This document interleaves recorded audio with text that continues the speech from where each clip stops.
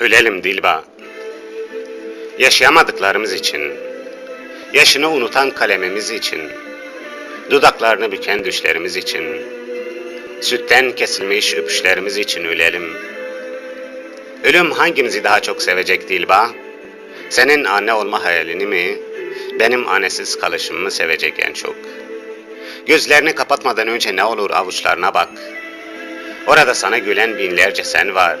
Korkma sakın. Bak benim de korkularıma tüküren binlerce ben var Dilba. Sokul yanıma lütfen. Telaşa tekmil durma. Tekmil tereddüt öncesi tetiği öpmeyle midir yapma. Bak etrafına. Hiç kimse yok. Tanıksızca ölüyoruz. Gülüyoruz ama gözükmüyoruz. Ses yankısını yitirdi. Yankı tırnaklarını, tırnaklar ise çoktan tutanaklarını Dilba. Bana bir hikaye anlat. İçinde beni yaşat son kez. Hiçbir hikaye kolayca hükmünü yitirmez senin dilinde.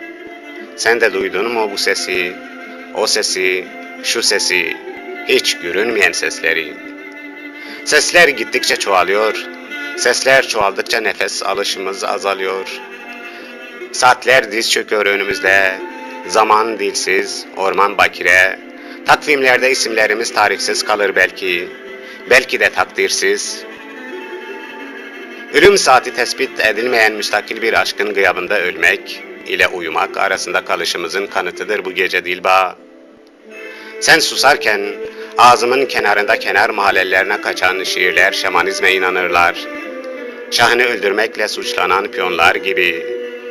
Tüm sürrealist tablolar camileri müze sanırlar. Picasso pişman olur Dilba. Dilba ben, Dilba.